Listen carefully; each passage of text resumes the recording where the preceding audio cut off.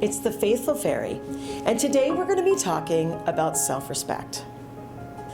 Well, you might be able to tell from my outfit that today is Valentine's Day. It's a day we think about people that we love. We think about sending cards, sending flowers, romantic love, all of those things. But today I'm going to talk a little bit about self-respect, or loving yourself enough to be your own advocate, and how important that is in your life. Some of you may know that over the last few years, I've really had a change of attitude in my personal life. And all of that began about 3 or 4 years ago. I became very ill. And I had a little medical issue that turned into a big medical issue, and I landed in the hospital for 3 days. And it was very serious. I almost died. It was a really serious medical issue, but it made me start to put some aspects of my life into perspective. And one of those aspects of my life was self-respect. And the reason I knew something was wrong with the way I was viewing myself actually happened in the hospital when I was sick. And I had wonderful nurses. I absolutely felt they were angels on earth. They were just absolutely fantastic with me. And one of them came to me, and I kept apologizing for everything in the hospital. I'm so sorry. I didn't mean to make you get that. You know, I was really just being really apologetic about everything. And that nurse came to me and said, "Why are you apologizing? You were sick. We're trying to help you." And they started talking to me about how I felt about myself. And they really put some time into just talking to me one-on-one about respecting myself. And it made me start to think about the way that I was looking at myself, and how I was letting others treat me, and how I was letting other people walk all over me. And it sort of started this whole change in my life that a big part of it included adding self-respect to my life and self-love to my view of myself. And sometimes that's a hard thing to say, but it's okay to love yourself and have respect for yourself.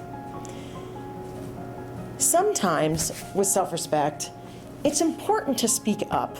If somebody is taking advantage of your time, your talents, your good nature, it's a really important thing to speak up. And I think in my life, one of those areas was I would say yes to everything that came down the pike, every opportunity, every musical playing job, everything that came to me. If I was available for the date, I always said yes, because innately I'm a people pleaser. It's part of my personality, and I want to make everyone happy all the time. That's my goal in life. Sometimes if you're a people pleaser, the person you please the least is your own self. And I think that's probably why I have so much trouble with self-respect, because I'm very much looking to help other people. So that's one thing I really had to learn, and I have really been working on for the last couple of years, learning how to say no, not to everything, but to the things that don't give us enjoyment, that don't fulfill us, that are just, they take up our time or suck our energy or keep us from the things we really want to be doing. So that's a very tough thing to learn. It's important to recognize how you feel about all of these things. If someone keeps asking you to do something or takes advantage of your time, every time you say yes to that person, you're probably sitting there going, "Oh man, I wish I hadn't said yes to that." And I realized I was doing that with a lot of different things. And I had to really think, do I want to be doing this activity? Or do I want to be doing something else? Do I want to be pursuing my own goals? It was a hard thing for me to really grasp onto, and it still is hard for me to say no, because I'm innately a people pleaser, so it's something I have to think about all of the time. It's getting easier. Now, I have a wonderful mentor and leader in our principal, Dr. Letcher, here at the school. And one of the things that she always tells the teachers, if we don't speak up that we have a problem, and if we don't voice any concerns we have no right to complain about them. And I think this is a giant thing to put into our lives. If we don't speak up when someone's taking advantage of our time or talents, or taking, our energy from us, if we don't speak up, or at least speak up to ourselves, then we have no right to complain about it. And we might want to complain all the time about those things. And it's a great lesson that Dr. Letcher has taught me. And I really try to, when something comes up here at school and I need help from her, I try to bring it up. And it's something I'm trying to really employ in my day-to-day life. So one thing I want you to think of as you go forward this Valentine's Day is I want you to assess the things you're doing in your life. Think about the things that give you fulfillment. Those things, pursue them. Go for it.